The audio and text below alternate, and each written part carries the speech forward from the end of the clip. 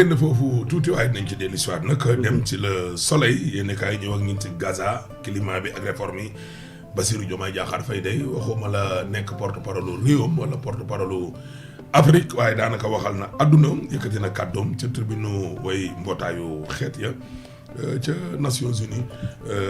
al amin affaire bi nag dafay mel ni routine quoi chaque jour ci tribune Nations Unies le problème du climat day ñëwaat réforme yi ñuy wax day ñëwaat réew yi am doole la Russie l'Israël seen coow yi Palestine chaque année comme si c'est statu quo quoi affaire bi moom yow pour yow lan lañ war a mbir mi daal nan la ñu war a mën a def est-ce que ci kaw gàttal Nations Unies bon est-ce que meloon ni CEDEAO bu ndaw. waaw xam nga CEDEAO ñëpp ko tane. CEDEAO kii mel ni nga association boo xam ne ay pages CEDEAO ñëpp ko tane de c'est malheureux de le dire parce que dafa waroon nekk une institution forte kenn bëggul loolu mais bon. ça c'est vrai mais bon xam nga Alaaji boo fàttalikoo barki démb bi président Bassirou Diomaye Diakhar Faye yëkkatee ay kaddu ci li nga xam moom mooy défense intérêt wu Palestine dama leen rappeler waat encore une fois ne la 77e assemblée générale bu Nations Unies le président Macky Sall jamono jooju bi mu demee organisation des Nations Unies discours bu fort la defoon foofu ci li nga xam moom mooy la défense de la cause palestinienne parce que nañu fàttali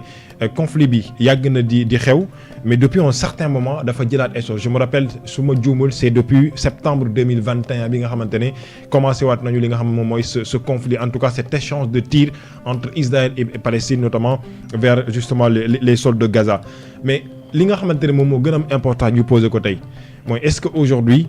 l'organisation des Nations Unies a-t-elle de la force face justement non seulement à ce conflit mais à d'autres crises yoo xamante ne mu ngi am ci biir réew ci biir adduna bi parce que li tax mooy Alaaji Ahmed Aïdara ça fait aujourd'hui combien d'années à chaque fois ñu ne la le traité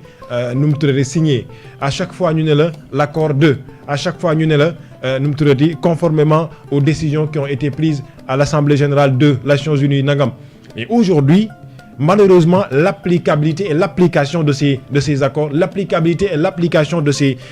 en tout cas de ces décisions fait défaut donc aujourd'hui c'est légitime et légal de poser la question est-ce que aujourd'hui li ñuy def foofu wala li ñuy jël foofu ci ay dogal finalement est-ce que dañu koy appliquer ou déjà sax ñan ñooy ñu ko war a appliquer loolu nekk beneen mbir bi mooy xam nga Alaaji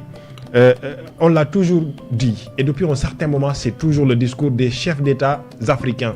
mooy